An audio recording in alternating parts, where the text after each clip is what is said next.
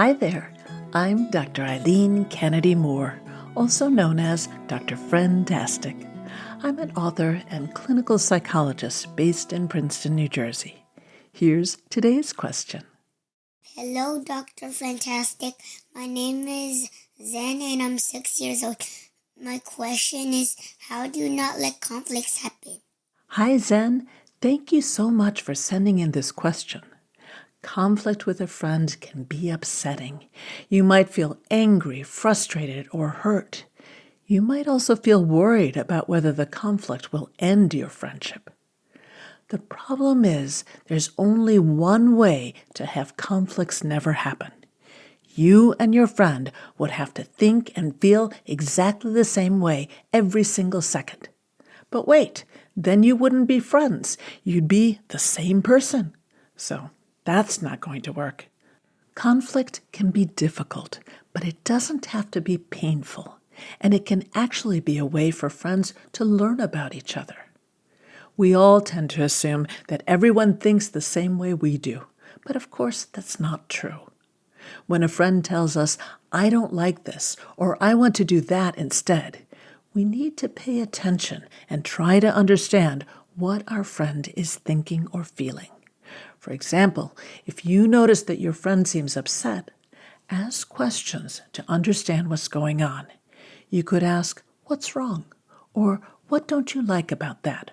Or "What do you want to do?" Asking questions can show caring for a friend. Try to express your opinions in kind ways.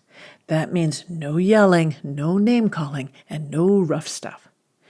Use phrases like "I think," or "I feel," or "I want," or "I don't like," to let your friend know your point of view.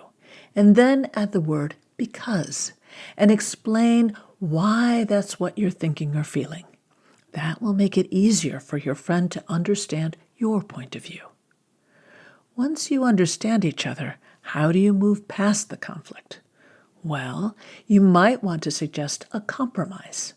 This involves doing partly what you want and partly what your friend wants. So if you disagree about what game to play, maybe you could play your friend's game first and your game next. Or maybe you could suggest a different game that you'd both enjoy. But if the topic is something your friend feels strongly about, you might choose to go along with your friend's wishes. You don't have to do that all the time, but sometimes just doing what your friend wants, even if it's not exactly what you want, is a kind thing to do. If you've done something that hurt your friend's feelings, say you're sorry.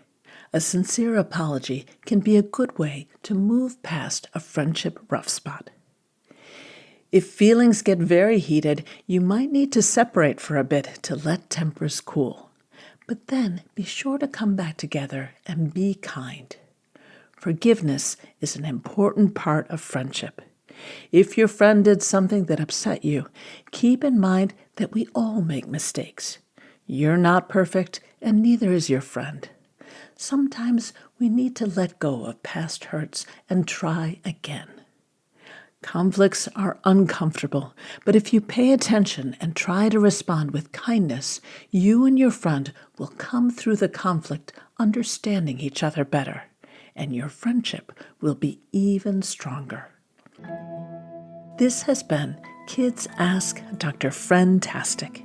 If you have a question about making and keeping friends that you'd like me to answer, go to drfriendtastic.com.